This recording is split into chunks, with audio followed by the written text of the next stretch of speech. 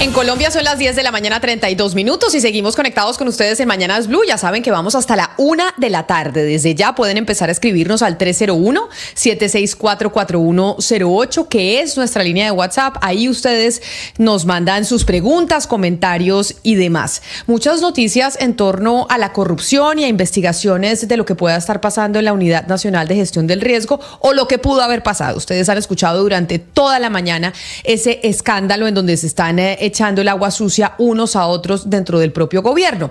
Y eso nos hace acordarnos de otros escándalos de corrupción que ha vivido Colombia. Pero hay uno, Claudia, en particular, del que hablamos mucho en los medios de comunicación durante muchos años y que tuvo una noticia positiva para nuestro país la semana pasada. Y le estoy hablando de la refinería de Cartagena, Reficar.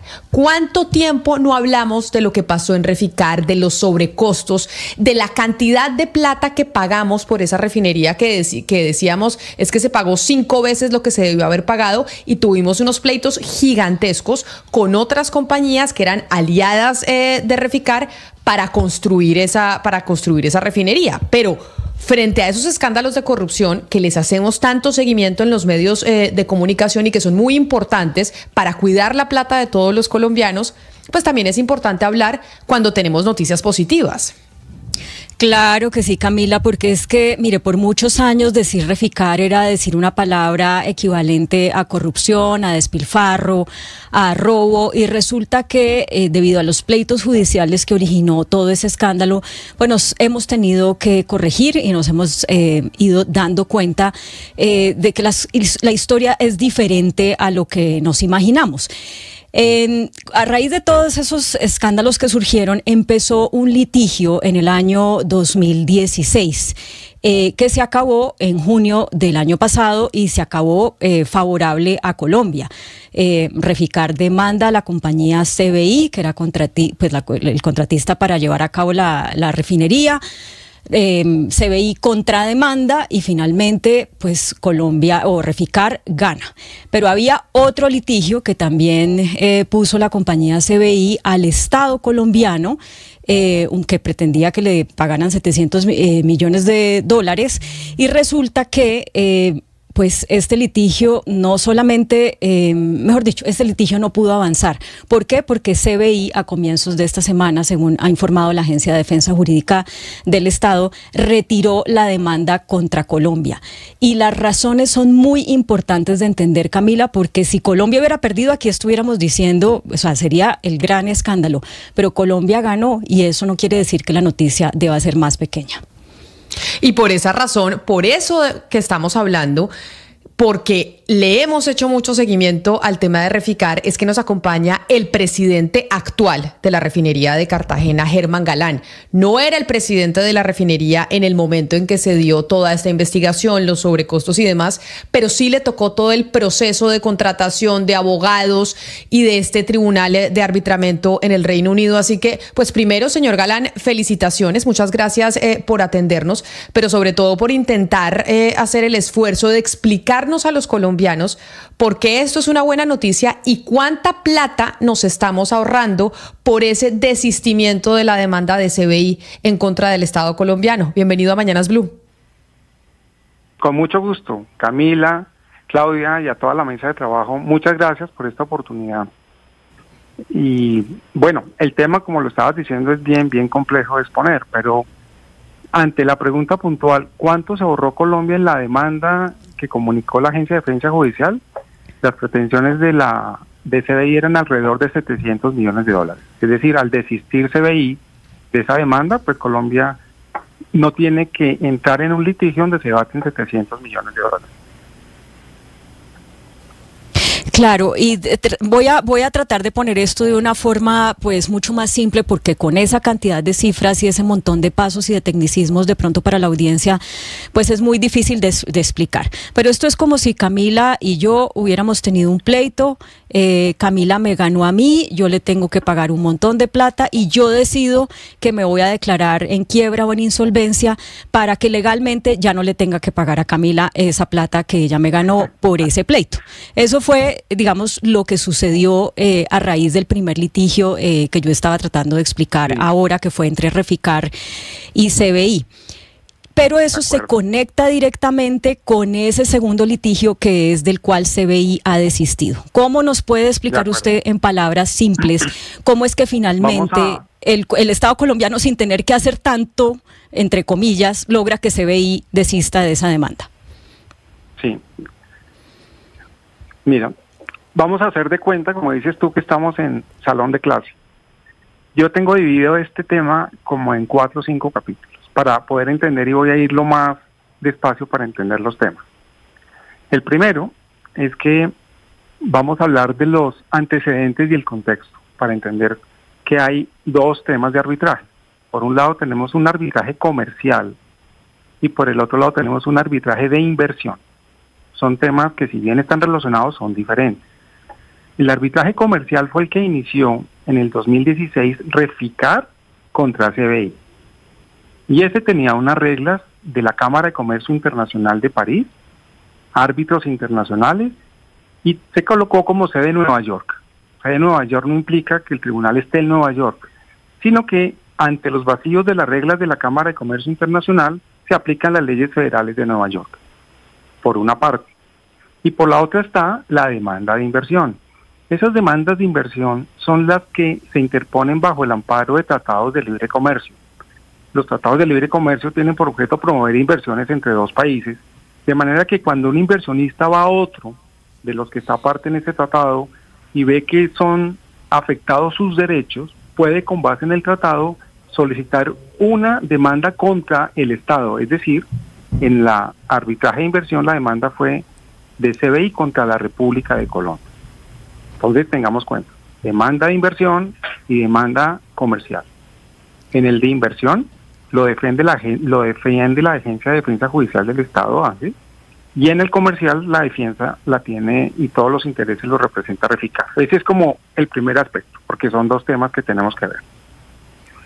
Segundo capítulo, cuando estabas preguntando sobre el tema de McDermott y cuando uno entra en insolvencia. CBI fue el contratista que construyó la refinería de Cartagena. Pero en el 2018, y este es un dato bien importante, CBI es adquirida por una empresa multinacional que se llama McDermott. McDermott adquiere CBI en el 2018. De manera que los intereses de CBI ahora le interesan a McDermott. Eso ocurrió en el 2018. Sigo en partes de capítulos. Ahora voy a hablar de la decisión del Tribunal Comercial, del arbitraje comercial. Nosotros, como Reficar, demandamos a CBI en el 2016 y esa demanda tardó 7 años en resolverse. Fuimos notificados en junio del año pasado de la decisión de los árbitros. Esa decisión fue muy importante, yo me imagino que en las preguntas lo vamos a ver, pero básicamente lo que dice es que CBI incumplió el contrato. Y no solo lo incumplió, sino que calificó el incumplimiento como un incumplimiento con grave. Señor Galán, permítame, yo lo interrumpo. Es eso que usted está diciendo de ese primer pleito fue el que nosotros, pues todo el país registró su fallo hace 10 meses. Y ahora la noticia es que CBI desiste de esa demanda contra el Estado colombiano, pues gracias a la actuación de la Defensa Jurídica del Estado, de los abogados que se contrataron y demás. Sí. Este desistimiento de parte de CBI, de este antiguo compañero en construcción de la refinería, ¿implica que ya no vamos a tener nosotros, o pues que no hay un pleito en el que tengamos que pagar abogados, etcétera, etcétera, ni que vamos a tener que pagar absolutamente nada? ¿Pero implica algún tipo de ganancia monetaria para Colombia? ¿Implica algún tipo de resarcimiento para nuestro país y para los sobrecostos que tuvimos con la refinería?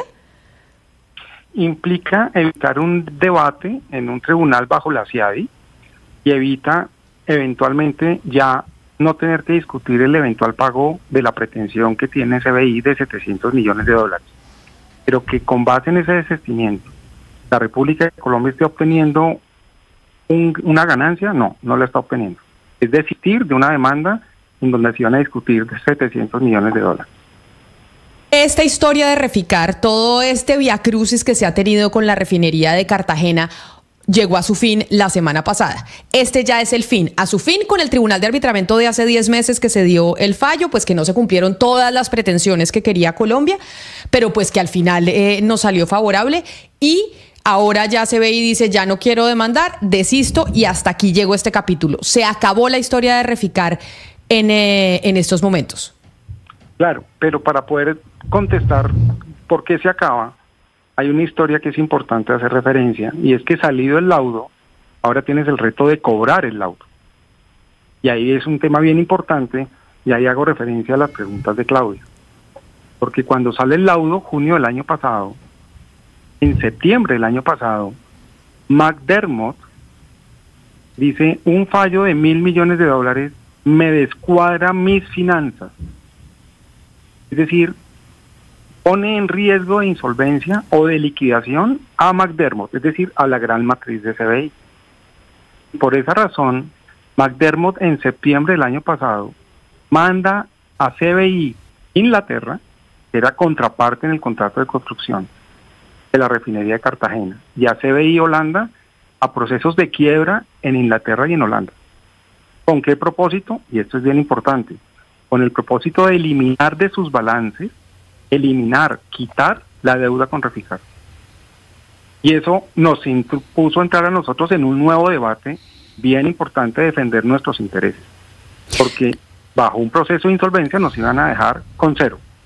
Claro, ahí déjeme, señor Galán, decirle esto a la audiencia, y por eso es que yo estaba haciendo referencia como a hipotéticamente que este fuera un conflicto entre Camila y yo, es decir, ella me gana, yo me declaro insolvente para no pagarle. Entonces, a pesar de ese triunfo que tuvo Reficar en 2023, pues eso no hubiera servido para nada, si no es porque en los meses que van de este año, el Estado colombiano dice, esta empresa se quiere declarar insolvente, no me va a pagar lo que ya le gané, tenemos que hacer algo para evitar que eso suceda.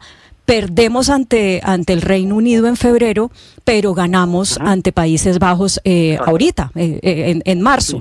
Y por cuenta de eso, y quiero que ya saltemos hasta ahí porque decir tantos detalles para la audiencia puede ser confuso, por cuenta de eso es que Reficar termina quedándose con el 20% de la compañía McDermott, que es la casa matriz de CBI. Cuéntenos cómo es que terminamos ahí en eso. Entonces, y con una precisión, el laudo por sí solo es muy importante, con indeferencia de su cobro, porque asigna una responsabilidad y cuenta qué ocurrió realmente en el proyecto de modernización de la refinería, por un lado.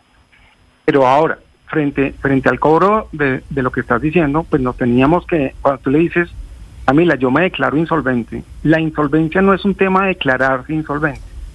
La insolvencia es un tema que refleja la realidad financiera de una empresa.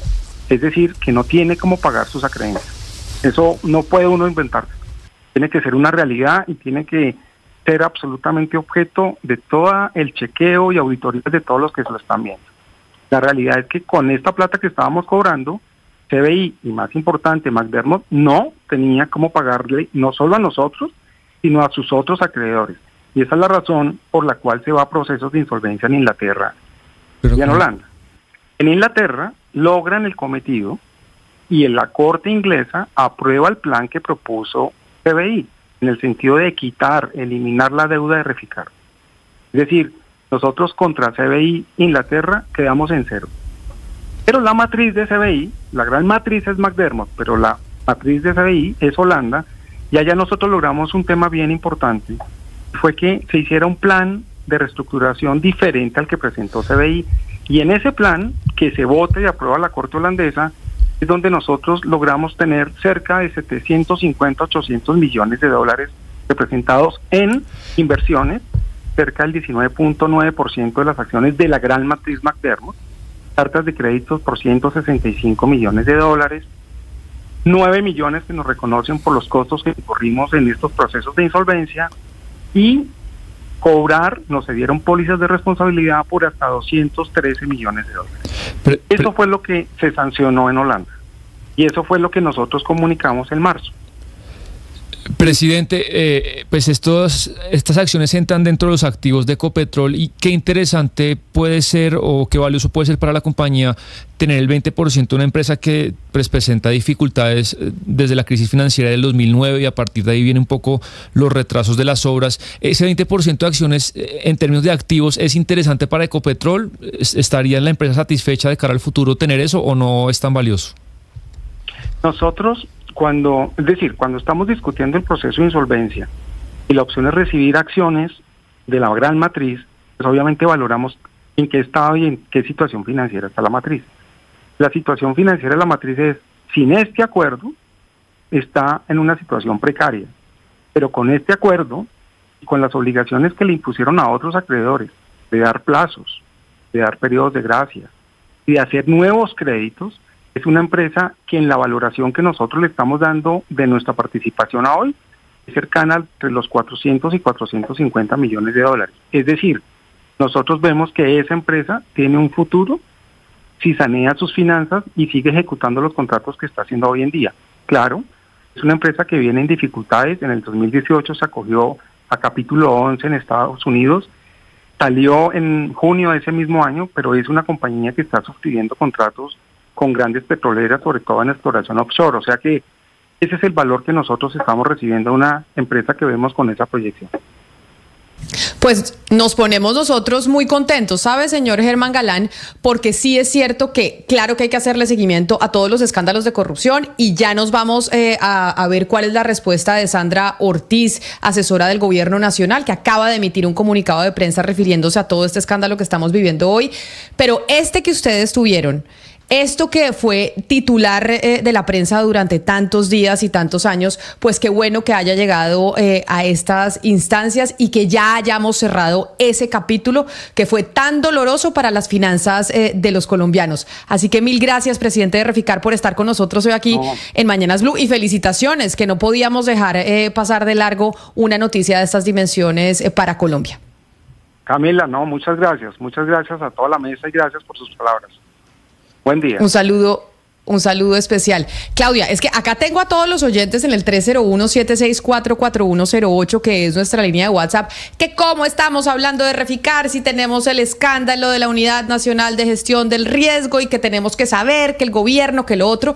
Pero oiga, un momento, paremos. Sí, claro que vamos a seguir hablando de todos los escándalos de corrupción, pero es que este fue monumental. ¿Cuántos años no hablamos de Reficar? Y de lo que implicaba para las finanzas públicas. No, y sobre todo es que si hubiéramos perdido, sí estaríamos haciendo pues un gran despliegue de esto. Pero claro, como ganamos, pareciera que eso fue facilito, y no fue facilito por lo que yo explicaba, Camila. Es que ganamos hace un año y la compañía, nuestra contraparte, se estaba dando sus mañas para no pagar. Entonces, ahorita lo que se logra es que sí pague, no la totalidad, pero sí una parte considerable. Una sola cosa adicional para que los oyentes no se nos desesperen, y porque ya vamos a hablar de lo que dijo la consejera de las regiones.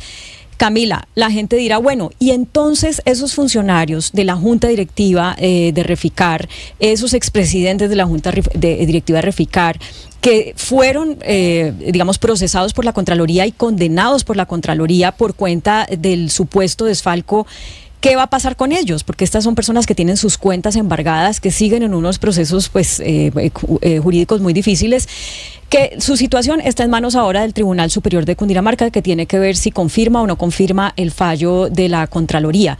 Eso se puede demorar 5 años, más años, ¿no?, de tortura para estas personas. Pero lo cierto aquí es que si ya hay 2 tribunales internacionales que le han dado la razón a Colombia, que han demostrado que no fue ni Reficar ni Ecopetrol los que obraron mal, sino CBI, pues sí debería reconsiderarse lo que la justicia colombiana, o la Contraloría por lo menos, falló en contra de estos funcionarios. Pero además, Camila, déjeme un poco pues decirle con respeto a los oyentes que pues nos gastamos mucho tiempo en el escándalo diario, que obviamente pues sí, a eso nos dedicamos los medios y la audiencia nos presta atención, pero también somos de memoria frágil y se escribió mucha tinta y muchas horas de radio dedicado a este caso que terminó siendo mentira.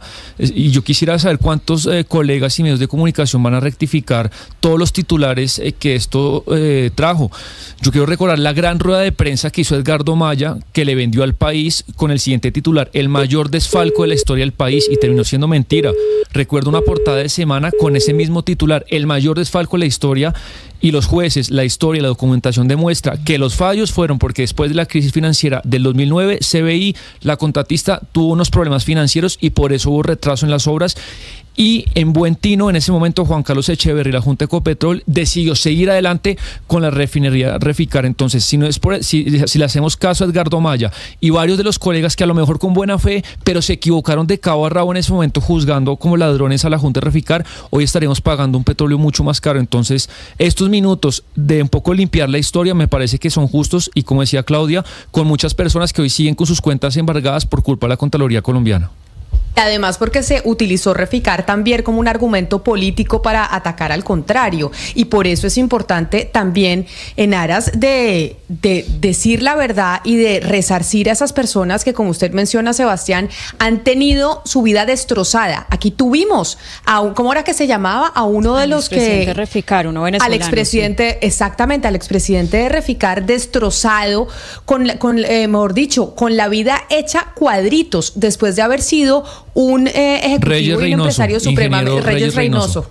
Exacto. Habiendo sido un empresario supremamente exitoso, por cuenta de esto, que terminó no siendo cierto ni él siendo culpable, se le acabó la vida. Y por eso es importante, porque para la nación esto es una buena noticia. Y también tenemos que dedicarle espacio a las buenas noticias. Vamos a hacer una pausa y ya regresábamos con el escándalo diario, por supuesto. El escándalo de lo que está pasando o de lo que pasó en la Unidad Nacional de Gestión del Riesgo y lo que responde la alta consejera para las regiones, Sandra Ortiz.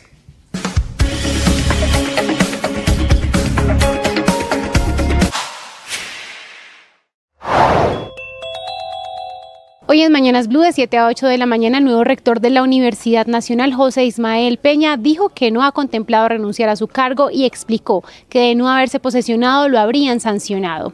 ¿Debe la policía entrar a la Universidad Nacional? ¿Cuál es la solución a la crisis? El debate por parte de los panelistas de Mañanas Blue. Esta y más información en nuestro canal de YouTube y en bluradio.com. En Blue le ponemos cara a la radio.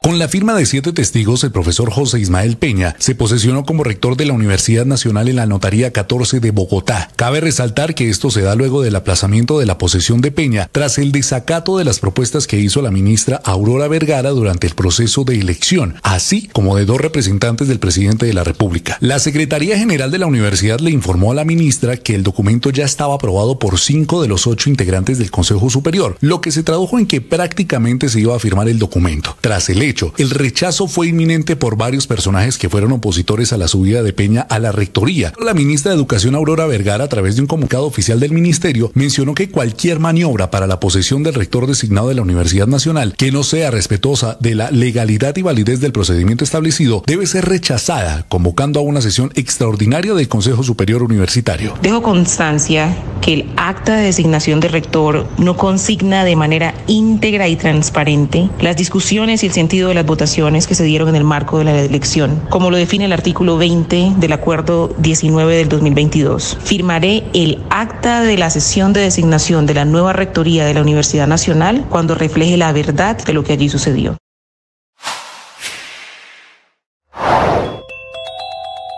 Paquete de medidas para reactivar la economía con 3 proyectos de ley que prepara y cocina el ministro de Hacienda, Ricardo Bonilla. 1, para flexibilizar la regla fiscal y poder gastar más. Otro, para obligar a los bancos a tener que hacer inversiones. Y un tercero, para entregar estímulos tributarios en temas como reducir la tasa nominal, el impuesto de...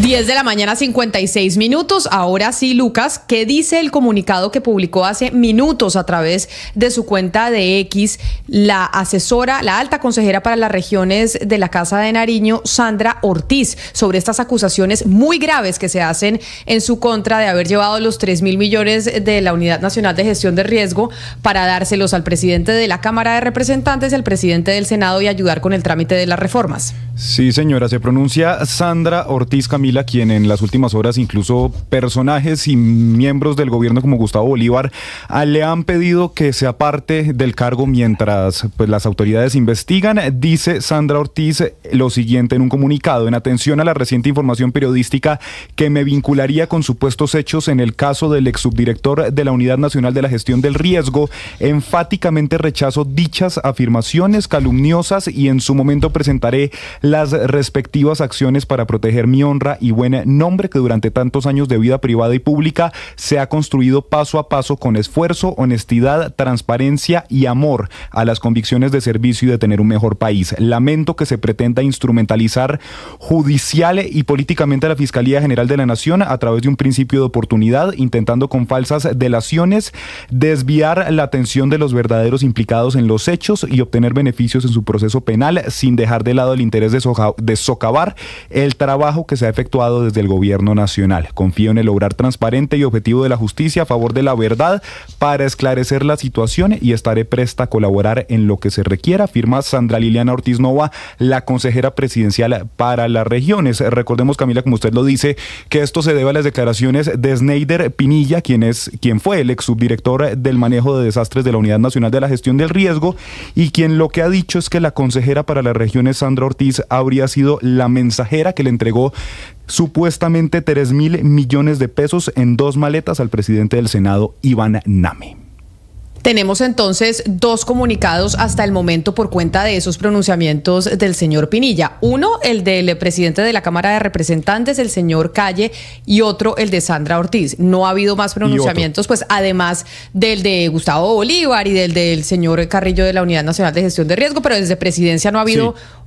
¿O qué dijeron desde presidencia? Sí, señora. Sale un comunicado bastante, digamos, light, no se refiere directamente al tema, simplemente es un comunicado que emite la presidencia de 2 páginas, donde dice que reitera 0 tolerancia con hechos de corrupción, Camila, y que en consonancia con la convicción de que nadie puede estar por encima de la ley, el gobierno de Gustavo Petro anunció una serie de medidas que tienen el objetivo de identificar, documentar y enfrentar cualquier indicio de corrupción para después facilitar la actuación independiente y efectiva de la Fiscalía. Por esto, el presidente Petro ordenó la conformación, Camila, de una mesa técnica de coordinación que se va a encargar específicamente de articular acciones destinadas a documentar casos de uso indebido de recursos públicos.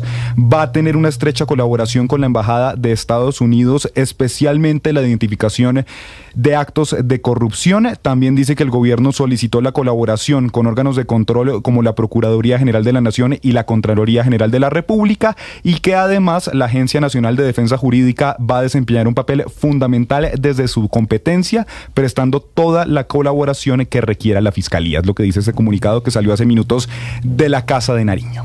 Esa mesa técnica dice por quién va a estar conformada. Lucas, ¿sabemos quiénes son los funcionarios del gobierno que van a estar ahí trabajando en esas investigaciones para tener 0 tolerancia a la corrupción, como dice el comunicado? Sí, dice que va a ser un equipo de alto nivel, Camila, que va a estar presidido por una dependencia especializada y que va a tener la participación primero de la Presidencia de la República, segundo de la Secretaría de Transparencia, también la Agencia Nacional de Defensa Jurídica, que recordemos en este momento está en encargo, y también van a ser parte un grupo de auditores externos que son especializados en la materia, es lo que dice de momento, y que además se va a encargar de que el gobierno nacional adopte un esquema de buenas prácticas de integridad corporativa.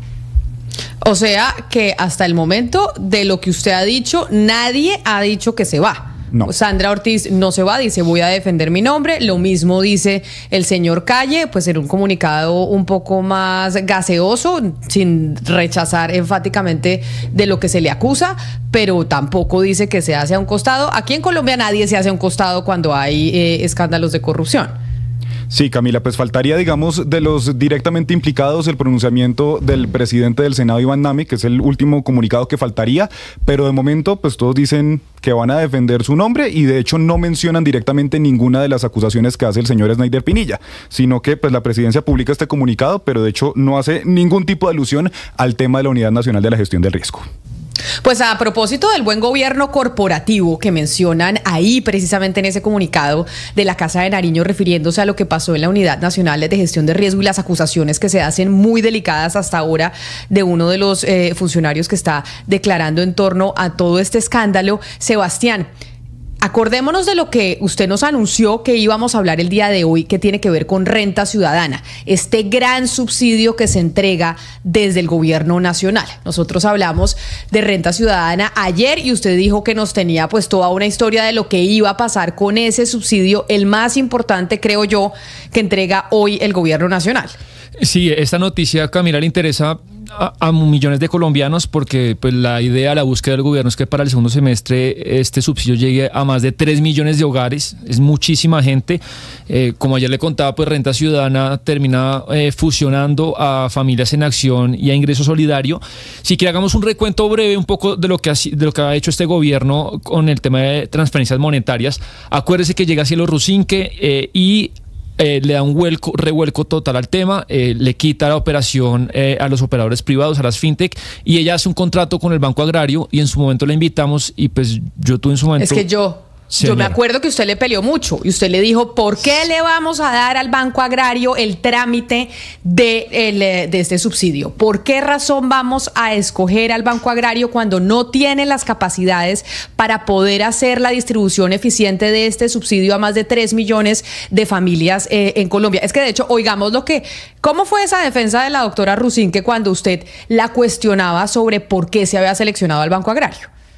En ninguna parte te va a decir que el 80% son fintech, Sebastián. No, un 80% son fintech, en un 80% son privados. ¿Cuál es tu fundamento para decir que el 80% se basa en fintech, Sebastián? Acá lo tengo, mira, por ejemplo. Pero dígale usted, ejemplo, ¿qué tiene ahí? ¿Qué documento tiene? Porque dice el documento de la oferta que le hace el Banco Agrario al DPS. ¿Dónde dice el 80%? ¿Hay alguna... ¿El 80% se va a basar en otro? Directora, dice, por ejemplo, oficinas del Banco Agrario, que obviamente eso es del Estado y es propio, 793. Cajeros automáticos del Banco Agrario, 816. Después usted baja el tercer vehículo financiero que es la oferta que le hacen ustedes, cajeros automáticos Red Verde. Es que desde el 2015, yo creo que no creo estar hablando en vano, yo creo que nos estamos escuchando. No se hace licitación. Ok, entonces se acudía al instrumento de Colombia Compra Eficiente, que lo que hace es un instrumento de agregación de demanda donde todos ofertan, que eso se hizo, el Banco Agrario fue uno de ellos, y es allí donde en términos de valor el Banco Agrario nos permitía y nos ofrecía un mejor precio. Esta defensa y este rifirrafe que tenía usted con la doctora Cielo Rusinque, Sebastián, fue exactamente hace un año, el 20 de abril del 2023, un año. Y eso después, digamos, como que el tiempo le terminó dando la razón a usted. Sí, tengo que ser franca y reconocerlo. Había básicamente dos críticas. Uno, que pues, se pagaba mucho más por subsidio, las diferentes billeteras cobran mucho menos por la dispersión. Y dos, que el Banco Agrario no tiene la capacidad para, como una suerte de árbol de ramificación, llegarle a millones de personas tan heterogéneas en diferentes lugares del país en tiempo y forma. Después hicimos también un especial recorriendo varias ciudades del país sobre el tema cuando se empezaron a dispersar ya con el contrato del Banco Agrario. Y bueno, fueron muchos audios y videos, pero solamente pues para que no sea tan largo, recuerdo dos. Esto fue, por ejemplo, en Cartagena, cuando se empezó en la ciudad vieja de Cartagena, la primera dispersión en los puntos del Banco Agrario. Muy buenos días, mi nombre es Elmi Mozo. Bueno, doña Elmi, cuéntenos cuál es su situación, cuál es su caso. Bueno, como puede ver, aquí estamos todos reunidos en busca del subsidio, pero aquí hay personal de otro corregimiento y no es justo que pongan a la gente a trasladarse, habiendo otros medios donde le pueden dar el subsidio a las personas en su tierra, en su pueblo. Por lo menos aquí hay de Arroyo de Piedra, Tierra Baja, Arjona, Bayunca, bueno, algunos de los alrededores acá de Cartagena y no. Eso fue en Cartagena, pero me acuerdo, Sebastián, que no fueron los únicos testimonios, porque ahí dijimos, oiga, Sebastián tenía razón en esa pelea que tuvo con la doctora Cielo Rusinque, que hoy está en la Superintendencia de Industria y Comercio. Oigamos otro cortito, creo que este fue en Barranquilla, en donde también hubo filas por cuenta de que claramente el Banco Agrario no tenía la capacidad para poder hacer la gestión de la entrega de esos subsidios de renta ciudadana. En las afueras del Banco Agrario. Hay que venir desde las 3 de la mañana para poder ingresar. Pero en toda esa historia, yo, Sebastián, también me acuerdo que cuando llega Laura Sarabia y se habla de un supuesto enroque en donde Laura Sarabia se iba de la Casa de Nariño al DPS y la doctora Rusinque creyó que ella llegaba a la Casa de Nariño a hacer exactamente lo mismo que Laura Sarabia, pero le dijeron no, usted no va a acompañar al presidente en absolutamente todo, y ahí es cuando ella no acepta y la nominan a la Corte Constitucional y no la eligen y termina en la Superintendencia de Industria y Comercio. Pero cuando Sarabia llega al DPS, pues reversa esto del Banco Agrario, ¿o yo me equivoco? Sí, ella estuvo muy poco tiempo, 4 o 5 meses como directora del DPS, y ella saca una resolución, la 00079 del 2024, que la tenemos en pantalla, Camila. Básicamente esta resolución reglamenta renta ciudadana. Tiene 80 páginas la resolución, pero básicamente como que le pone ya pies y cabeza de una forma muy ordenada, y ella empieza a tener reuniones con los operadores privados, empezando a reversar la decisión que había tomado Cielo Rusinque. ¿Y qué es lo que va a pasar ahorita? ¿Qué es lo que le voy a contar de cómo va a funcionar ahora las dispersiones? DPS convocó a todos los operadores que quieran participar, incluso el Banco Agrario. Si me ayudan con la siguiente diapositiva, está Walo, está Movi, está DaviPlata, está Nequi, y ellos, pues ya, este es el mail que Camila, el DPS les manda. Ahí dice que tenían hasta el 19 de abril para pues poder participar, llenar todo lo que les están pidiendo, y participaron más de 7, me cuentan. ¿Qué es lo que está pensando Gustavo Bolívar, continuando la tarea de Laura Sarabia? Es ir un poco a cómo funcionaba antes con Ingreso Solidario. Esto es parte de una diapositiva que el DPS le manda a los operadores, y es, Camila, al DPS le está llegando la información de los operadores de todos los usuarios que tienen las regiones y las capacidades y los datos que tienen las regiones, y a partir de ahí, ¿esto cómo va a funcionar? Si usted es beneficiaria de renta ciudadana, que le llega la dispersión a cada 2 meses por 500.000 pesos aproximadamente, usted va a poder elegir el operador que quiera.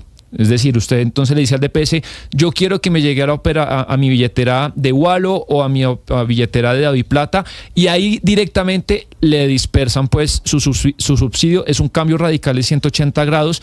Incluso pues si usted ve ahí el título de esto que estamos mostrando, Leo dice, las transferencias monetarias a través del sistema bancario puede acelerar la consecución de objetivos de desarrollo. Pues es algo totalmente diferente de lo que el DPS decía hace un año.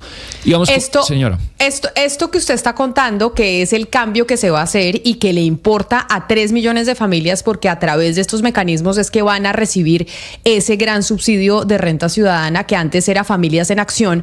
Esto lo hace Gustavo Bolívar. Esto ya es la administración de Gustavo Bolívar, uno de los alfiles más importantes del petrismo, protagonista hoy también en medio de todo el escándalo de la Unidad Nacional de Gestión de Riesgo, por cuenta de que está diciendo que Sandra Ortiz se tiene que ir. Así es, y él continúa un poco las conversaciones y lo que empezó a hacer Laura Sarabia, convocando pues de nuevo a los operadores privados. Como esto ha sido un poco tan lento, el primer ciclo de renta ciudadana arrancó el 30 de abril, es decir, arrancó hace 4 días y va hasta el 17 de mayo. ¿Cómo lo están dispersando?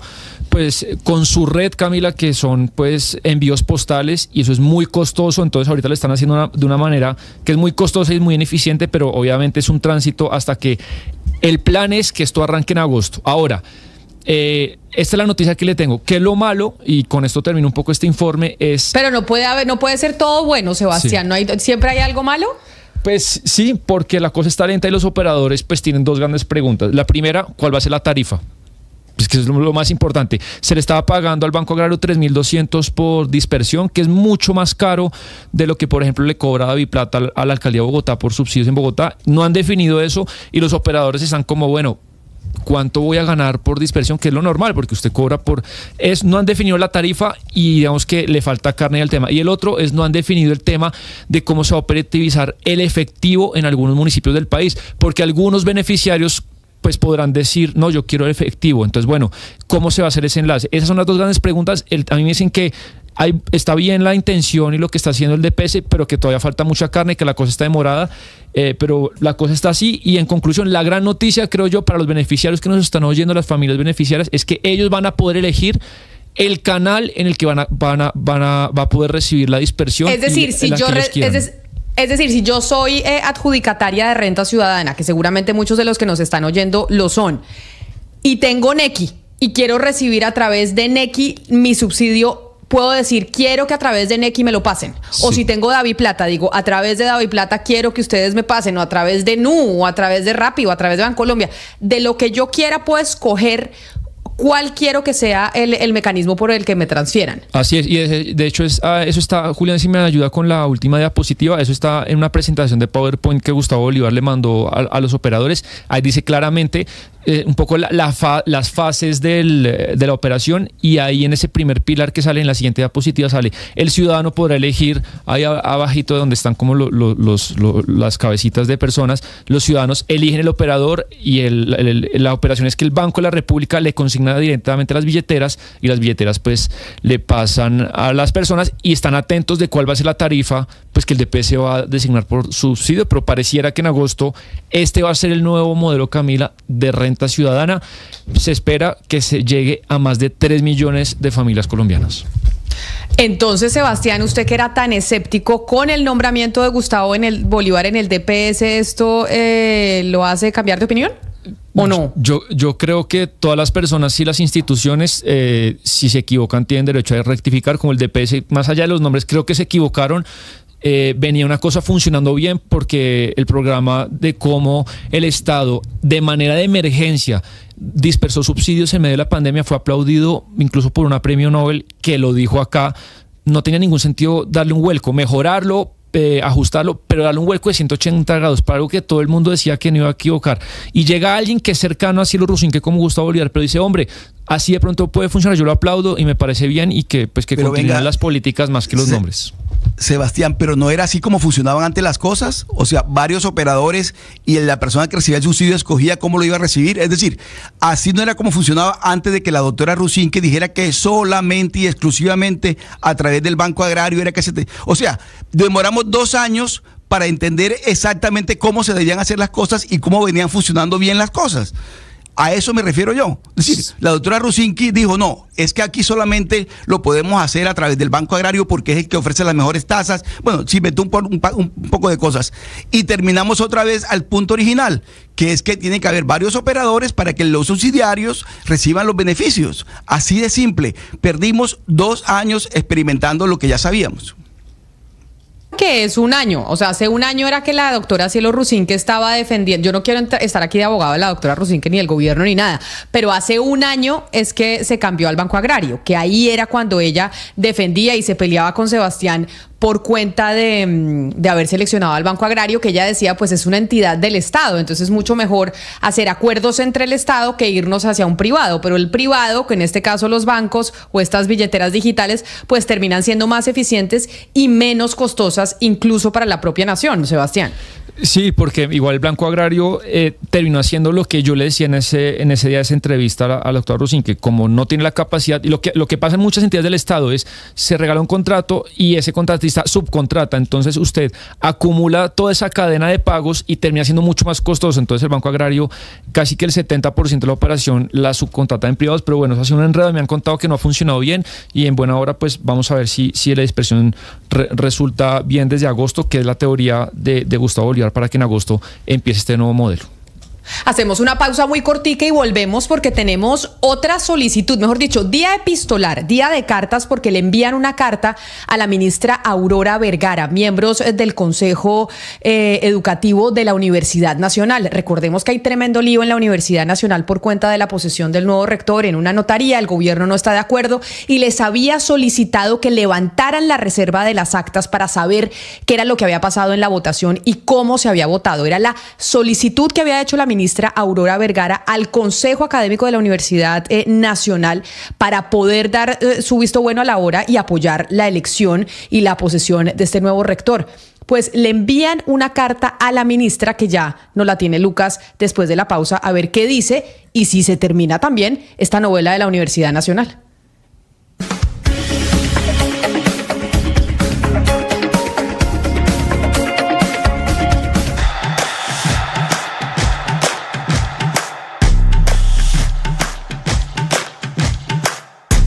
Otra cosa, ¿no? No, calidad de salud. Lo más importante enseguida en el resumen que preparamos en Voces y Sonidos. Ustedes en Mañanas Blue vamos hasta la 1 de la tarde. Desde ya pueden... Hágame el favor y sáqueme.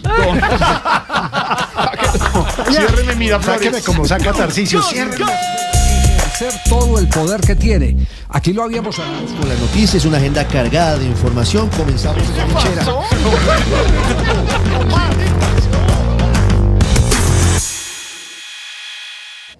¿Por qué las personas se siguen casando?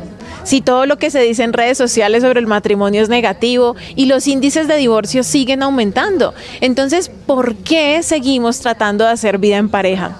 Creo que es porque los seres humanos estamos hechos para vivir en comunidad y nos gusta crear hoguera, nos gusta hacer hogar. Es una necesidad que tenemos. ¿Qué es lo que pasa entonces? Que lo que conocíamos para hacer hogar y para hacer vida en pareja hasta hace unos años no funciona para el día de hoy porque el mundo cambió.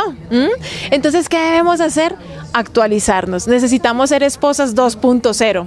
Tal cual como cuando actualizamos el celular, así mismo debemos aprender nuevas técnicas y nuevas herramientas para ajustarnos a ser la mujer y la esposa que el mundo de hoy necesita. En mi libro, El arte de ser esposas, te cuento mucho más sobre esto.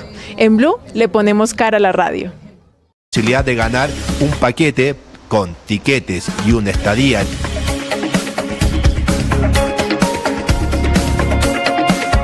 Lidiamos con enfermedades mentales y con conflictos emocionales y es muy difícil hablar de eso en voz alta.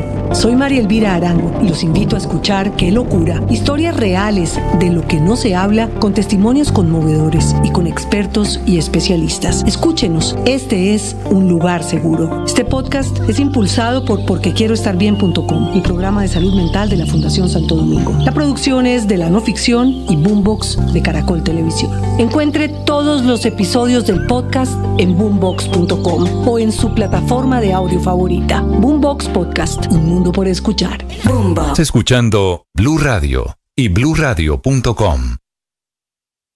11 de la mañana, 18 minutos. Importante carta que firman algunos consejeros del Consejo Superior de la Universidad Nacional enviándole una comunicación a la ministra Aurora Vergara Lucas diciéndole qué concretamente.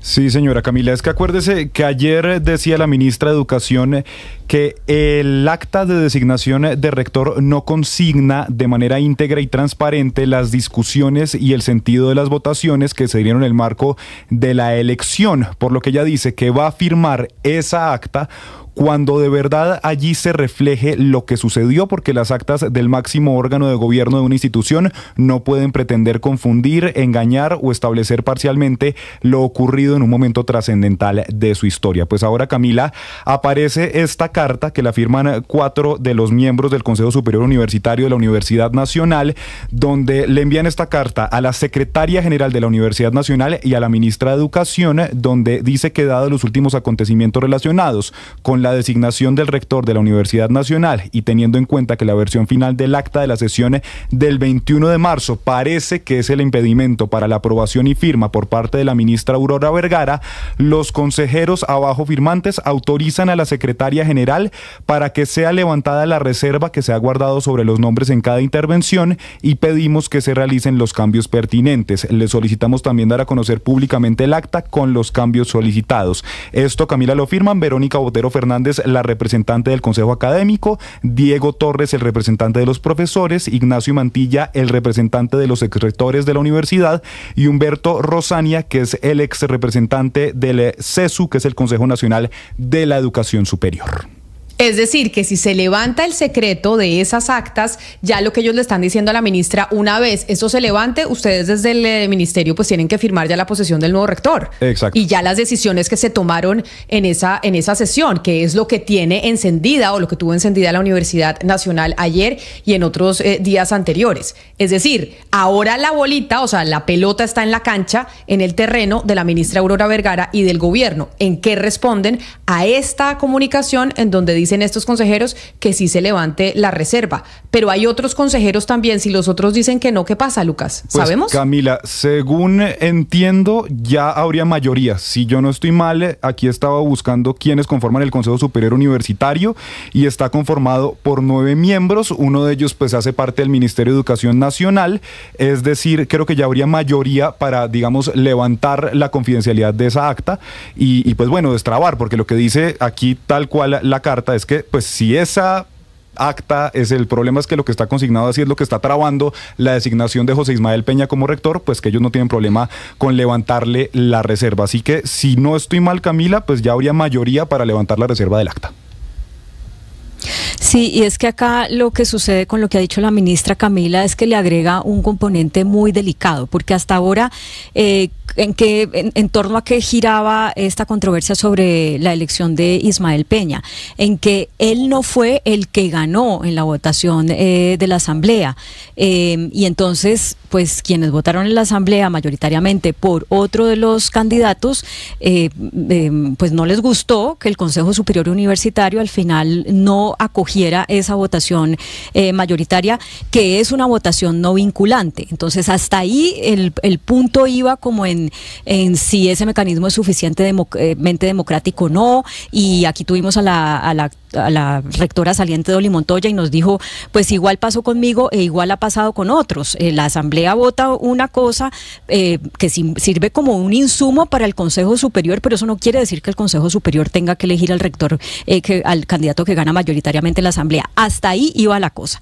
Pero lo que dice la ministra ayer ya le pone un ingrediente muy delicado a esto, y es que las actas aparentemente, de las actas del día de la elección del rector, pues registran algo de manera fraudulenta, o sea que no están realmente evidenciando lo que pasó y justificando que el elegido fuera el señor Ismael Peña. Entonces esto es mucho más grave, porque ahora quienes están protestando contra esa elección pues tienen un insumo adicional que ya no es digamos, la controversia sobre la democracia o no, sino un presunto fraude. Claro, pero el hecho de que estos miembros del Consejo Superior, Claudia, pidan y autoricen que se levante la reserva es porque de una u otra manera creen que no hubo ningún tipo de fraude, ningún tipo de irregularidad en el proceso de elección del nuevo rector. Y por eso, digamos, antes en defensa de la autonomía universitaria decían, ¿por qué vamos a tener que levantar las actas? Pero como ayer hubo semejante lío en la nacional, y lo que sí no se puede dejar es que esto se salga de esas proporciones, pues estos señores dicen, levanten la reserva. Y entonces, cuando levantemos la reserva, por favor, señores Ministerio de Educación, firmen y posesionen al nuevo rector, que es lo que entiendo un poco, es lo que están intentando con esta comunicación. Claro, nuestros colegas del Espectador publicaron el día de ayer en un artículo, digamos en primicia, el acta que muestra cómo fue la designación del rector, y en algunos apartes pues señalan que hubo miembros del Consejo Superior que dijeron que habían recibido amenazas, y hablan también de cómo iba a ser la metodología de votación. Es decir, ya se conoce, al menos por este artículo del Espectador, algunos de los apartes del acta y la metodología. Que eso lleve lugar a una discusión sobre, no sé, por qué no se tuvo en cuenta que algunos dijeran que habían recibido amenazas y ese tipo de cosas, pues le abre un nuevo punto de discusión sobre la mesa. Pero cuando uno oye las declaraciones de la ministra Aurora Vergara en el día de ayer, pues sí, ella lanza un manto de duda contra la transparencia de las actas del día de la elección del rector.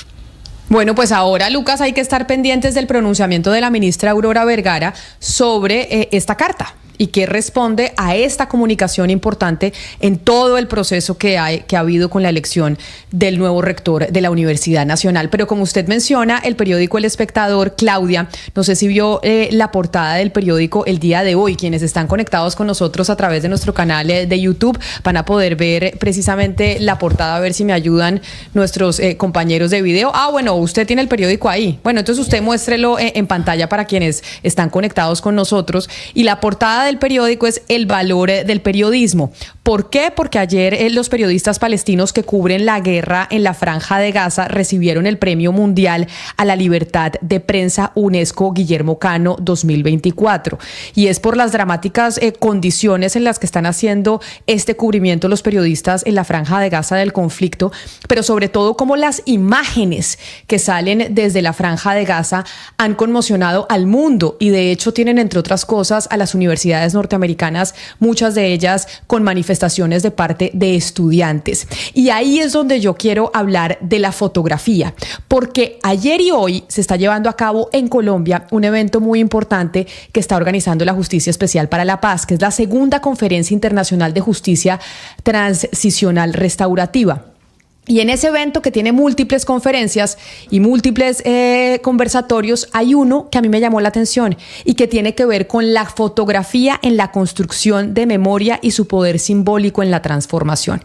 Y por eso quiero saludar a uno de los participantes de esa charla que se va a llevar a cabo el día de hoy en Bogotá, Federico Ríos, que es fotógrafo y documentalista colombiano, que además colabora con National Geographic, con The New York Times y con otras publicaciones en el mundo. Federico, mil gracias por estar con nosotros y bienvenido. Camila, buenos días y muchas gracias por invitarme a conversar con ustedes. Y la primera pregunta que le hago es, frente a lo que estamos viendo en la Franja de Gaza, frente a lo que ustedes van a hablar en este proceso de la justicia restaurativa en Colombia, ¿cuál es el poder de una imagen? Usted como fotoperiodista, ¿por qué son tan importantes las imágenes para la historia y para la construcción de esa memoria que tenemos en el mundo? Mira, las imágenes son fundamentales en la construcción de la memoria histórica. La memoria histórica visual es muy importante, no solamente como archivo, sino para poder corroborar los hechos del pasado. Tanto en Gaza como en la situación entre Ucrania y Rusia, en Colombia. En este momento hay grandes fotógrafos colombianos que tienen sus archivos pues casi echados al olvido y no hemos sido los colombianos lo suficientemente juiciosos para rescatar, exponer, publicar y revisar esos archivos. Pero imagínense, por ejemplo, lo importante que sería poder regresar a ver las fotos de lo que sucedió en el Caguán. Y hubo muchísimos fotógrafos colombianos y extranjeros documentando toda esta situación, pero no hay una memoria histórica visual activa de eso. No lo tenemos a la mano, no está expuesto en las bibliotecas y en las galerías ni de Bogotá ni de ningún otro lado del país. Mire, por ejemplo, lo que está pasando ahora con las fake news, con las imágenes creadas por inteligencia artificial y fotógrafos... Perdóneme, Federico, lo interrumpo. De eso precisamente quiero preguntarle, porque tuvimos la marcha del 1 de mayo, que fue masiva en Colombia, y terminamos también teniendo ese debate sobre las imágenes que vemos en redes sociales y cómo ahora se están construyendo a través de la inteligencia artificial y cómo se está mandando un mensaje con esas imágenes para, no tengo ni idea qué, manipular las audiencias, lograr tener mayores seguidores, etcétera, etcétera, y cómo esas imágenes utilizadas con inteligencia artificial o realizadas con inteligencia artificial, pues sí están generando un cambio de comportamiento en la ciudadanía. Ustedes desde la fotografía, desde los fotoperiodistas, pues ¿qué responden a eso que incluso lo vivimos con nuestros propios mandatarios? Es clave dejar de usar imágenes de inteligencia artificial tratando de emular la realidad. Eso es fundamental y es importante en el ejercicio del periodismo cotidiano y en el ejercicio de la fotografía como memoria histórica. Las marchas han sido vastamente fotografiadas por profesionales con mucha calidad.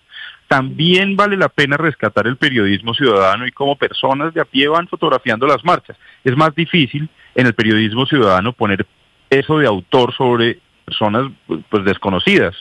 Pero si uno sigue fotógrafos de las agencias de prensa internacional, de los fotógrafos del país, con eso es suficiente para que uno tenga sobre esas imágenes un certificado de calidad de que eso sucedió y esos fotógrafos lo vieron ahí de esa manera.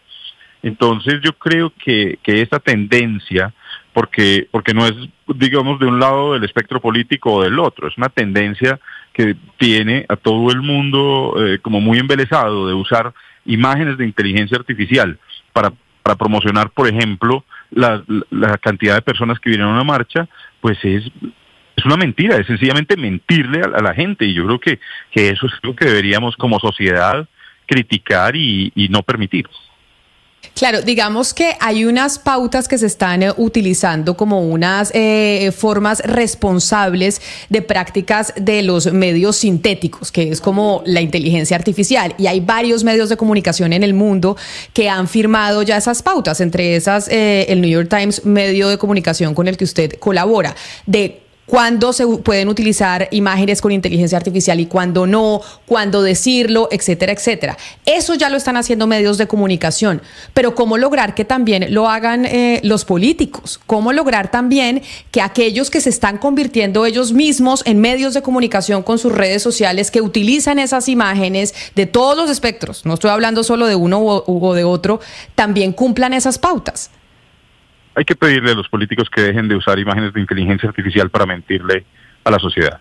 Yo creo que es así de sencillo y tajante, pero no podemos como sociedad permitir que esto siga sucediendo y no podemos ser como flexibles en esto. Yo creo que sí hay que poner como un punto claro en esto y es la urgencia de que seamos informados por los medios y por los líderes de esta sociedad de una forma veraz y de una forma clara y no de una manera mentirosa.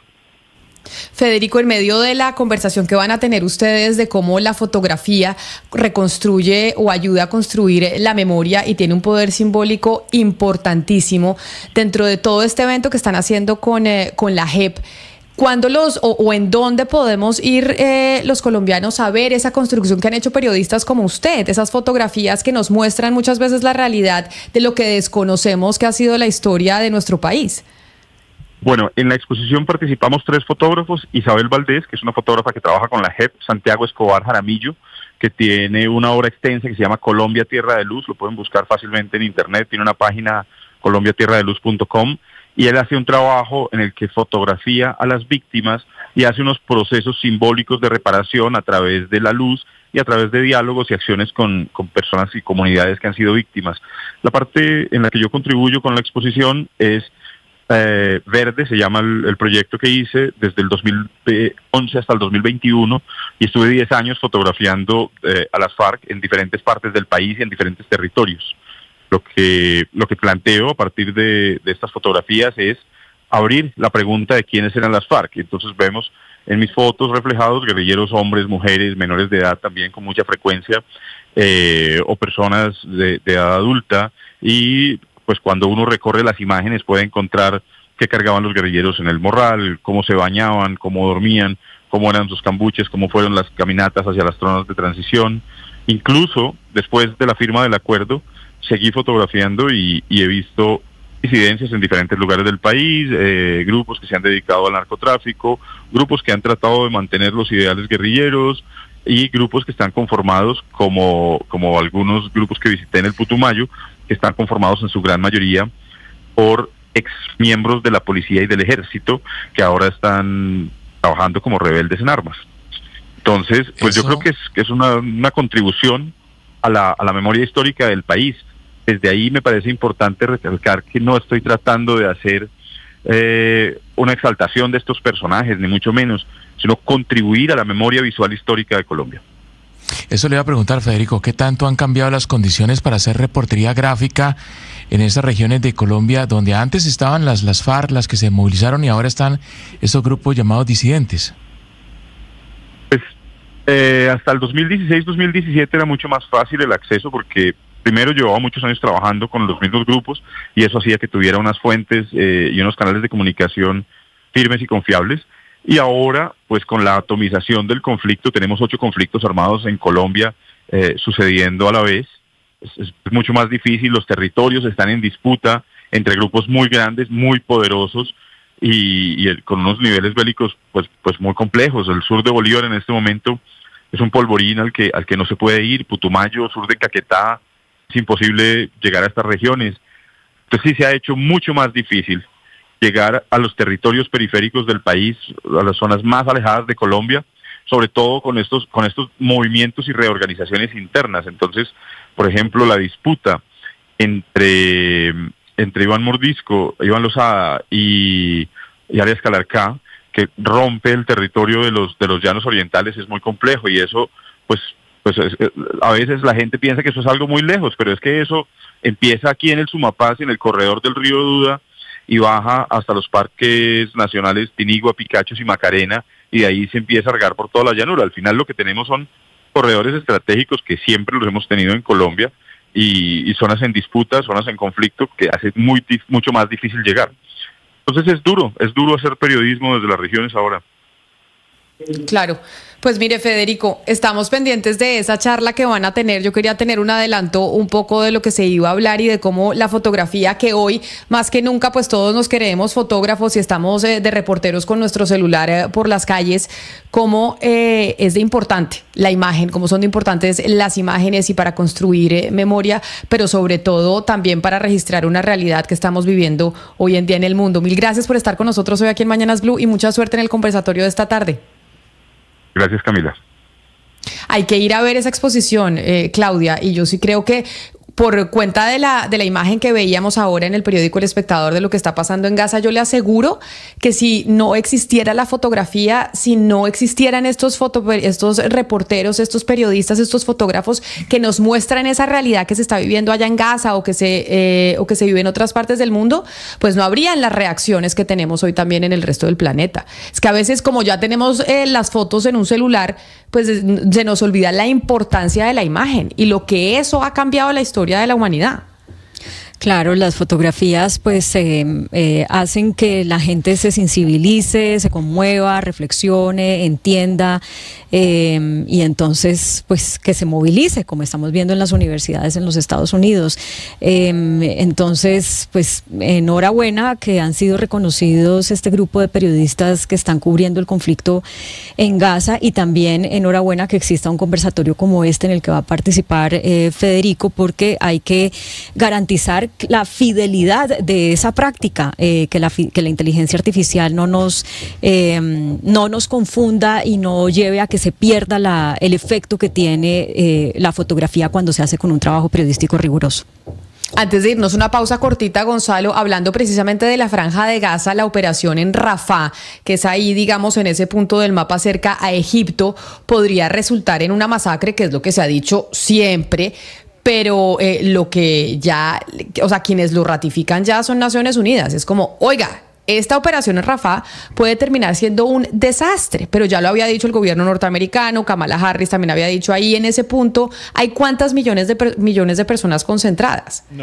No llega al millón de personas, Camila, se habla de 650.000 personas, pero tomando en cuenta que la población de Rafah antes del conflicto era de 150.000, estamos viendo cómo ha crecido, o sea, quintuplicado la población en esa zona o en ese enclave que colinda con Egipto. Lo que dijo Jens Lacker, el portavoz de la Oficina Humanitaria de las Naciones Unidas, es que la incursión a Rafah podría ser una matanza de civiles y un golpe increíble a la operación humanitaria de toda la Franja de Gaza, porque se desarrolla principalmente desde Rafah, como es el último enclave en el cual no han entrado las tropas israelíes y es la conexión con Europa. Desde allí parte la ayuda humanitaria en medio del conflicto. Justamente el día de hoy Turquía rompe relaciones comerciales con Israel por eso mismo, por la no cooperación por parte del gobierno de Netanyahu de la entrega de ayuda humanitaria para quienes han sido desmovilizados tras la guerra que comenzó el pasado 7 de octubre.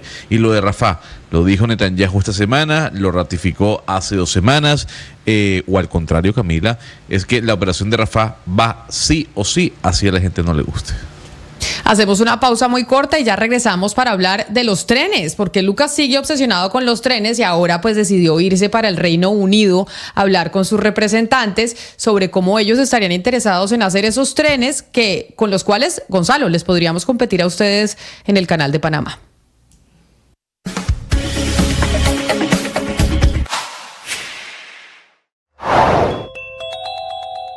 Hoy en Mañanas Blue de 7 a 8 de la mañana, el nuevo rector de la Universidad Nacional, José Ismael Peña, dijo que no ha contemplado renunciar a su cargo y explicó que de no haberse posesionado lo habrían sancionado. ¿Debe la policía entrar a la Universidad Nacional? ¿Cuál es la solución a la crisis? El debate por parte de los panelistas de Mañanas Blue. Esta y más información en nuestro canal de YouTube y en bluradio.com. En Blue le ponemos cara a la radio.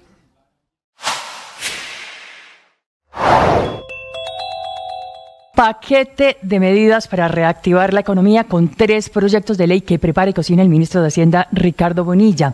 1, para flexibilizar La regla fiscal y poder gastar más. Otro, para obligar a los bancos a tener que hacer inversiones. Y un tercero, para entregar estímulos tributarios en temas como reducir la tasa nominal, el impuesto de renta corporativo y la necesidad de entregar estímulos a las energías renovables.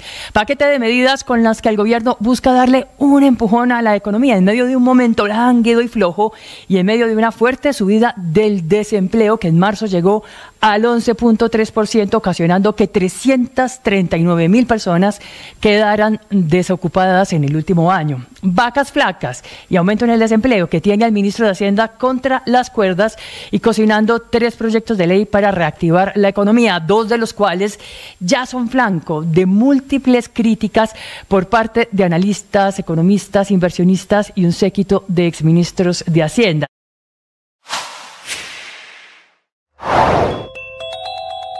Con la firma de 7 testigos, el profesor José Ismael Peña se posesionó como rector de la Universidad Nacional en la Notaría 14 de Bogotá. Cabe resaltar que esto se da luego del aplazamiento de la posesión de Peña tras el desacato de las propuestas que hizo la ministra Aurora Vergara durante el proceso de elección, así como de 2 representantes del presidente de la República. La Secretaría General de la Universidad le informó a la ministra que el documento ya estaba aprobado por 5 de los 8 integrantes del Consejo Superior, lo que se tradujo en que prácticamente se iba a firmar el documento. Tras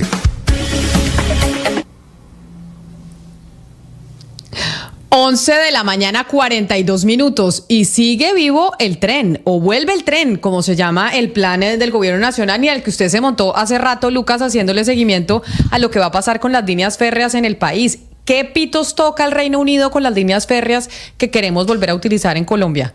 Primero, Camila, yo sí le digo que a mí sí me da mucha envidia de países europeos como España, como Reino Unido, con esa red férrea que tienen desarrollada desde hace muchos años, Camila.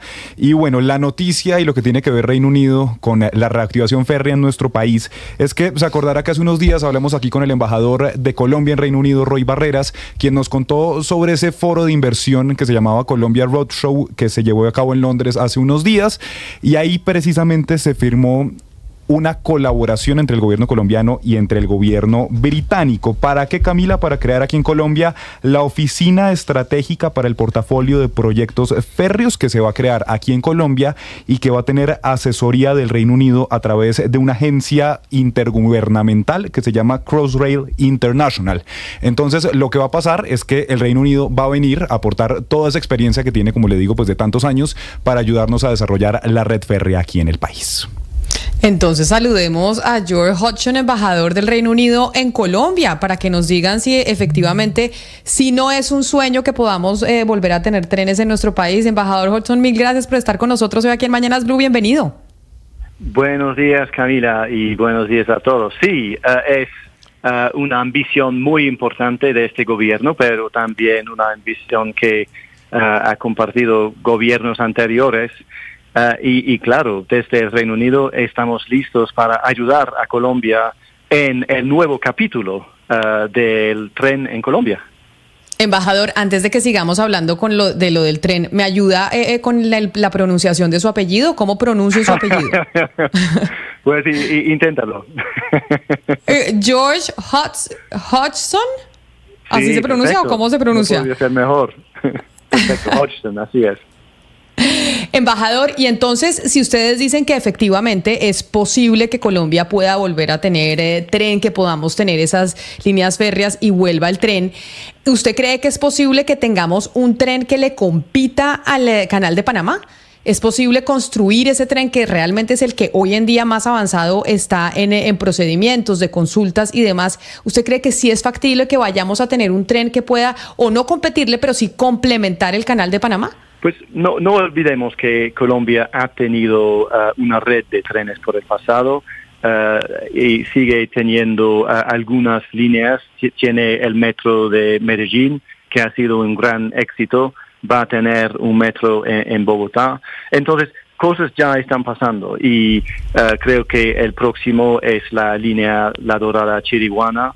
Entonces, la idea del apoyo que nosotros estamos brindando es ayudar a Colombia en el desarrollo de un sistema, de un ecosistema del tren, porque se trata no solamente de una serie de proyectos, sino de conocimiento, de capacidad, de educación, de manufactura, de todo lo que implica una industria del tren. Es lo que queremos hacer con Colombia. Ahora, en cuanto al proyecto que mencionas, me parece una idea muy interesante, potencialmente muy estratégica, pero estamos solamente a inicios de la aventura y hay que haber muchos estudios de factibilidad y todo para establecer la rentabilidad y la factibilidad del proyecto, ¿no? Embajador, ¿y en qué consiste exactamente ese apoyo y esa asesoría que va a brindar el Reino Unido a través de Crossrail International? ¿Qué va a pasar? ¿Va a venir gente del gobierno británico? Tengo entendido que esta es una agencia del Ministerio de Transporte. ¿Cómo va a funcionar esa colaboración? Exactamente. No estamos arrancando de cero con esta colaboración en cuanto a los trenes. El Reino Unido participó en la financiación de los estudios de factibilidad, por ejemplo, de la reactivación de la Dorada Chiriguana, igual en el tren de cercanías en Cali, y la relación entre Crossrail International y el gobierno de Colombia ya lleva varios años. Entonces, la idea es que los expertos de Crossrail International, que es una entidad que se formó basándose en la experiencia que adquirimos a través de la construcción de Crossrail, ahora se llama The Elizabeth Line, pero fue en su momento el proyecto de infraestructura más grande de Europa. Aprovechar esa experiencia y compartirla con Colombia, pero también con otros países. Crossrail International tiene operaciones y relaciones también en Indonesia, en Estados Unidos, en Israel, en Canadá, en fin, hay una gran oportunidad para que Colombia aprenda no solamente de la experiencia británica, pero también de lo que está pasando en esos países con la relación que ellos tienen con Crossrail International.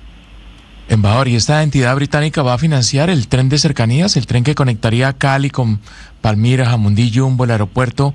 ¿Eso es un hecho?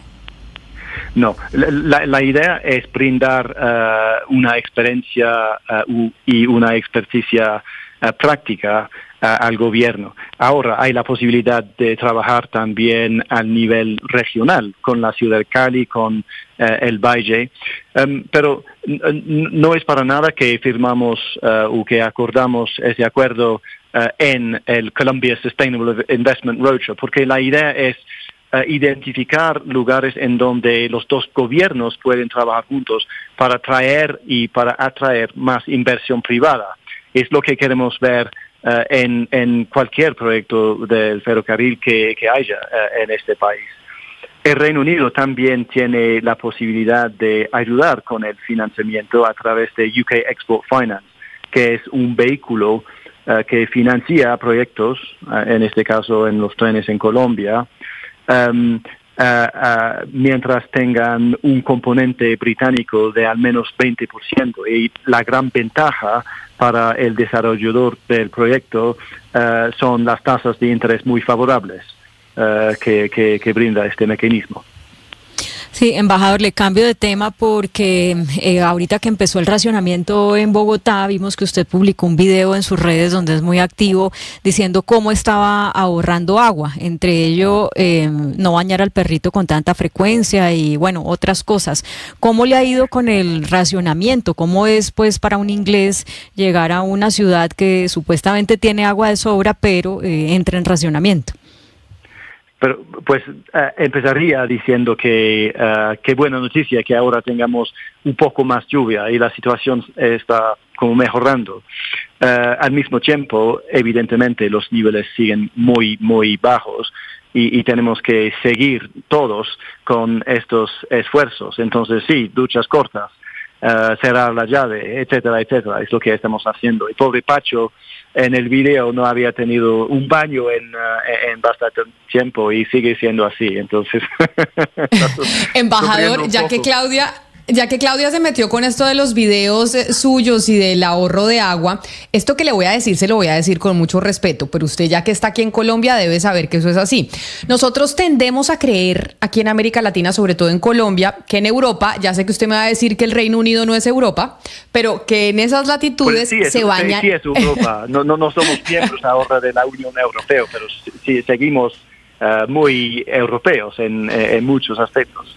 Bueno, entonces ya que usted dice sí es Europa, nosotros tenemos esa creencia de que los europeos se bañan menos y se bañan menos que nosotros los latinos y que nosotros los colombianos. Y ahí es donde quiero preguntarle, ¿será que es que nosotros aquí en Colombia somos, o usted lo ha visto así, supremamente exagerados con la obsesión de la bañada, de bañarse? No sé, los colombianos que yo he conocido siempre son muy limpios y lo deja así.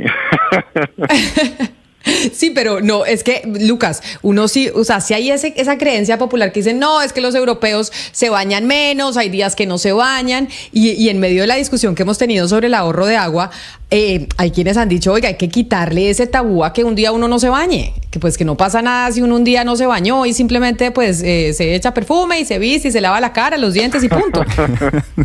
No, pues sí, Camila, yo no soy capaz, yo vi al embajador muy juicioso también como Claudia ahí en redes sociales. Embajador, yo le cambio el tema nuevamente, otra vez algo un poquito más serio, y es que se cumplió hace más o menos unos meses el primer año de la eliminación de visas a los colombianos. ¿Cuál es ese balance? ¿Cómo nos ha ido? ¿Cuántos colombianos han viajado ya sin visa a Reino Unido? Y desde la embajada, ¿ustedes qué dicen? ¿Nos ha ido bien? Nos ha ido muy bien y para el Reino Unido y para Colombia. Y es evidentemente lo que buscábamos cuando cambiamos el régimen de visas, eliminamos las visas de visitantes en noviembre de 2022. Hemos visto más turistas colombianos aprovechando el Reino Unido. Hemos visto más interés en la educación, evidentemente con el estatus sin visa uno puede hacer clases, por ejemplo, de inglés de hasta 6 meses. Hemos visto más interés en negocios y creo que fue el propósito del foro del Colombia Sustainable Investment Roadshow que se organizó por ProColombia y por la embajada colombiana en el Reino Unido la semana pasada. Entonces sí, hemos visto un impacto muy positivo y al lado, por supuesto, tenemos un vuelo diario con Avianca que facilita mucho el contacto y el intercambio entre los dos países. Entonces, ojalá siga creciendo. Evidentemente vamos a guardar un ojo también en los riesgos, pero por lo que hemos visto hasta ahora ha sido algo muy positivo. Ya que Lucas le pregunta por este balance de la exención de visado para colombianos al Reino Unido, embajador, déjeme preguntarle si ustedes tienen alguna preocupación respecto a la elaboración de los pasaportes que pasaría ahora a manos de la imprenta nacional y bueno, por todo esto que obviamente no usted conoce, pues que ha pasado con la firma Thomas Gregg & Sons. Para ustedes, ese cambio en la elaboración de los pasaportes ¿aumentaría el riesgo y considerarían entonces volver a pedir visa a los colombianos? La decisión sobre quién fabrica, quién manufactura los pasaportes de los colombianos, Claudia, es obviamente una cuestión para el gobierno de Colombia. Y pues hay estándares internacionales en términos de la calidad, en términos de las medidas antifraude, etcétera. Entonces sí, es una decisión para Colombia y ya. Pues embajador George Hodgson, mil gracias por estar con nosotros. Qué bueno que estén montados en el tema de que vuelva el tren y que efectivamente esto pueda ser una realidad en nuestro país. Quizá la última pregunta sobre el tema de que vuelva el tren. ¿Sí es financieramente mejor para un país como Colombia apostarle al tren que apostarle a la infraestructura para los vehículos que funcionan a combustión? Entiéndase los camiones, los carros y demás. Pues en términos de inversión y de dinero. Sí, pues creo que son inversiones complementarias, ¿no? Un país no puede tener solamente trenes y un país no debería tener solamente como rutas, carreteras. Entonces son inversiones complementarias y cada proyecto tiene que evaluarse por los costos y los beneficios. Y con esta intervención, con esta creación de un cerebro para el desarrollo del sector férreo en Colombia, ahora se va a hacer con pues más fácil y con aportes británicos. Pues embajador, mil gracias por estar con nosotros, un saludo especial y gracias por habernos atendido hoy aquí en Mañanas Blue. Gracias Camila, gracias Claudia y gracias Lucas. Hasta pronto. Hasta pronto. Es el embajador del Reino Unido que se montó al tren como usted, Lucas. O sea, usted, mejor dicho, usted puede hacer que lo nombren en esa comisión entre las partes que tienen, ¿no? Eso es lo que vamos a tener, que va a haber como una colaboración entre el Reino Unido y Colombia para lo de los trenes y que vuelve el tren. ¿Usted lo pueden nombrar ahí? No, pero como, mejor de lejitos. Mejor como relator especial. Mejor le seguimos siguiendo la pista, Camila, pero sí, básicamente lo que va a haber es una oficina aquí donde van a estar siguiéndole también la pista a esos proyectos férreos y va a estar el Reino Unido, pues sobre todo asesorando y aportando la experiencia, y ya nos lo dice el embajador y nos lo decía el otro embajador, Roy Barreras, el colombiano en Londres, que uno de esos proyectos principales efectivamente es ese tren alterno al Canal de Panamá. Entonces vamos a seguir haciéndole la pista, siguiéndole la pista.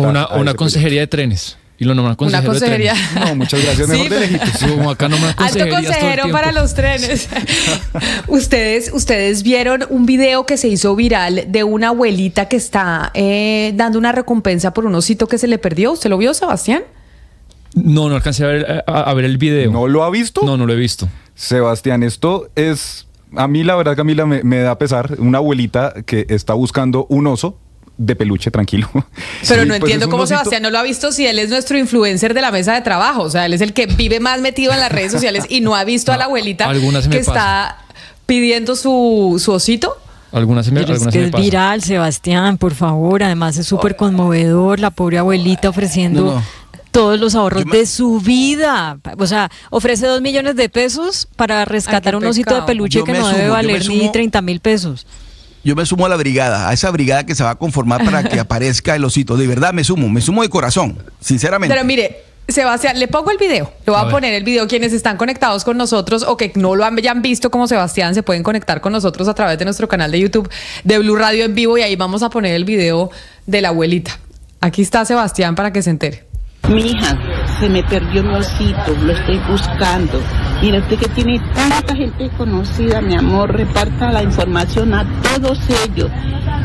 Porque me trae información de mi osito, estoy ahorrando, tengo 2 millones de pesos que es mi ahorro que he tenido de toda la vida. De pronto para ustedes no es nada, para mí es muy importante que me hagan llegar mi osito, porque mi osito es parte de mi vida. Por favor, háganmelo llegar. Y usted le va a mostrar el osito, que aquí de hecho los oyentes me están mandando fotos del osito para que lo vea, Sebastián. Este es el osito, que es un osito de peluche viejo. A ver, ¿usted tuvo apego cuando era chiquito, Sebastián? ¿Algún peluche o algún juguete? Sí tuve. Se llama apego. Hay gente, yo no sé si este sea el caso de la abuelita, no tengo ni idea, aquí sí estoy especulando. Hay gente que tiene su apego toda la vida y que ese peluche, ese apego, pues lo lleva hasta el día que se muere y duerme con eso. Hay gente que no puede dejar de dormir sin su apego y de pronto este es el caso de la abuelita. A ver si le ayudamos a encontrarlo, Lucas, hablemos con la gente de Blue Digital a ver si le podemos ayudar y la podemos contactar, de hecho, para ver si le ayudamos a encontrar el osito. Hagamos cartel, no, además el oso es una belleza, Camila, hagamos cartel. Sebastián lo difunde ya que es el influencer de la mesa en su Twitter. Sí, podemos hacer una cadena y yo creo que se puede, no sé dónde estará el osito y lo hacemos llegar. No, pues nadie sabe hacer la idea. Sí. Pero que lo devuelvan sano y salvo, porque a mí lo que me preocupa es que como la gente ya está entendiendo que para la abuelita es tan importante, no faltará algún bárbaro que apuñale al osito para sacarle lo que tiene adentro. A ver si es que ahí está pues es que como la gente es como es, pues uno tiene que pensar esas cosas horribles, pero por favor devuelvan el osito sano y salvo. El osito, 2 millones de pesos está dando ella, pero ojalá no tenga que dar los 2 millones de pesos, ayudémosla.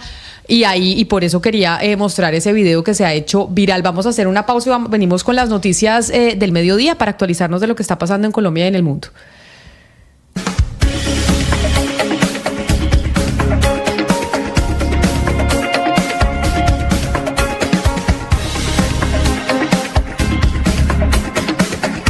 En Colombia son las 12 del día en punto. Atención, hay una noticia urgente. Señoras y señores. Tendencia a nivel global. Bienvenida, mil gracias por estar con nosotros hoy aquí en Blue Radio. Usted enfermo por el fútbol y los compañeros de seminario en retiros. Rezando rosario y yo.